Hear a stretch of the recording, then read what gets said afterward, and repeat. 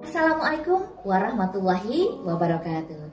Berjumpa kembali dengan saya, Rima Nurkomala, pengajar Bahasa Indonesia di SMA Negeri 1 Jampang Kulon. Kali ini kita akan melanjutkan pembahasan mengenai teks negosiasi yang sudah mulai dibahas pada video sebelumnya.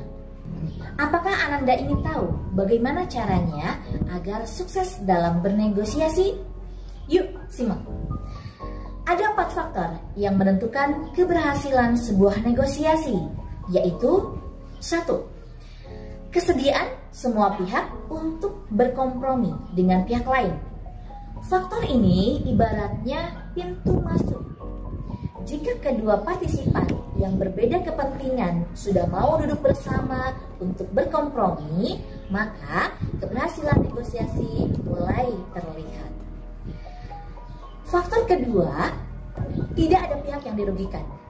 Kedua partisipan, baik sebagai pihak yang menyampaikan pengajuan atau penawaran, keduanya harus sama-sama diuntungkan. Tidak boleh hanya satu pihak yang beruntung. Contoh dari negosiasi yang tadi kita simak atau pada video sebelumnya, si ibu pembeli mendapatkan harga yang lebih murah, yaitu Rp28.000 dan dapat memilih buah mangga.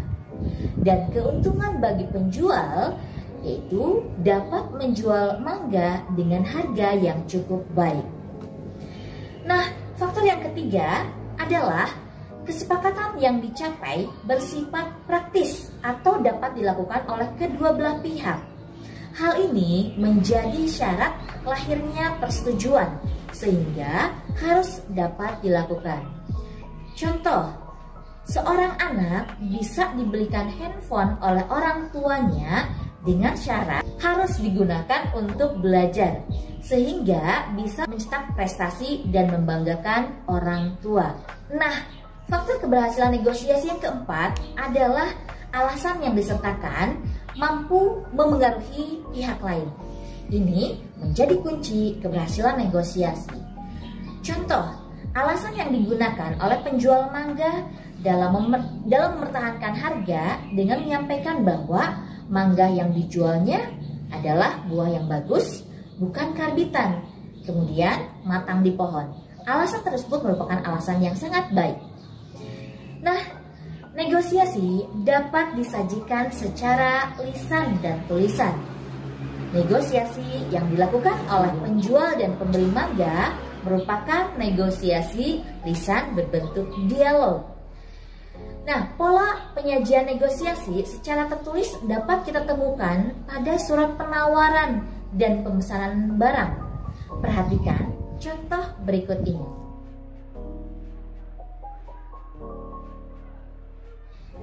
Surat penawaran tadi merupakan contoh negosiasi secara tertulis.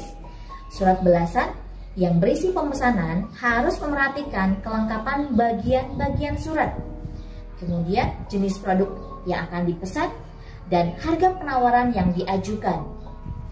Surat penawaran dan pemesanan barang dilihat dari tujuannya, termasuk dalam surat niaga yang biasanya digunakan dalam perdagangan. Baik surat penawaran maupun pemesanan harus memenuhi unsur-unsur surat. Silakan diperhatikan, mulai dari kop surat, ada nama lembaga, alamat lembaga, dan logo lembaga tersebut. Kedua, ada nama surat, ada lampiran, selanjutnya ada hal, yaitu misalnya penawaran barang atau pemesanan barang. Diikuti dengan tanggal surat, ada alamat penerima surat, salam pembuka, tubuh surat yang berisi penawaran atau juga pemesan barang, dan salam penutup diikuti nama, jabatan, dan tanda tangan penanggung jawab surat. Teks negosiasi memiliki 4 struktur, yaitu 1. Orientasi. Orientasi berisi mengenai situasi awal, misalnya proses perkenalan, pengenalan harga. Nah, contoh orientasi. Seorang pembeli menanyakan, Berapa harga sekilo mangga ini, Bang? Sambil menunjuk ke arah mangga gedong ginju. Penjual menjawab, 30.000 Bu, murah. Nah, itu termasuk dalam bagian orientasi. Struktur kedua adalah pengajuan. Partisipan yang berperan sebagai pihak pertama menyampaikan keinginannya kepada pihak kedua. Contoh, boleh kurang kan, Bang? Ingat, walaupun pembeli sedang menawar, namun ini disebut struktur pengajuan karena pembeli yang pertama kali mengajukan keinginannya untuk menurunkan harga. Nah, struktur yang ketiga yaitu penawaran. Pihak kedua melakukan penolakan atau respon terhadap pengajuan pihak pertama dengan mengemukakan alasan.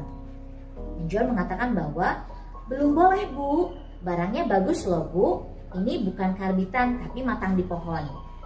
Nah, pengajuan dan penawaran akan terus berlanjut hingga sampai pada struktur yang keempat, yaitu persetujuan kedua belah pihak. Contoh persetujuan dari video yang sudah kita tonton. Iya Bang, yang penting saya dapat mangga yang bagus dan tidak busuk. Penjualnya mengatakan, saya jamin Bu, kalau ada yang busuk boleh ditukarkan. Pembeli mengatakan bahwa, baiklah, saya ambil 3 kilo ya Bang. Di dalam teks negosiasi, kita akan sering menemukan pasangan tuturan dan kalimat persuasif.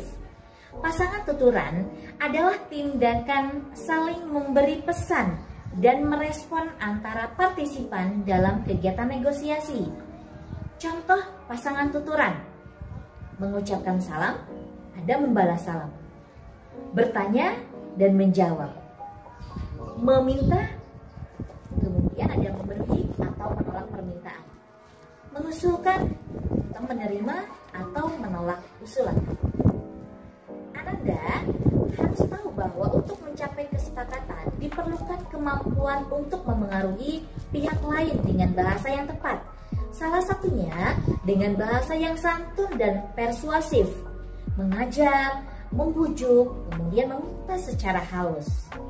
Contoh kalimat persuasif, Ayah, doakan saja biar aku mudah meraih cita-cita. Seorang anak membujuk ayahnya secara halus agar mengizinkannya memilih sekolah sesuai dengan cita-citanya. Ya, demikian pembahasan kita mengenai teks negosiasi. Semoga bermanfaat untuk kalian semua. Sampai bertemu lagi dalam pembelajaran berikutnya. Assalamualaikum warahmatullahi wabarakatuh.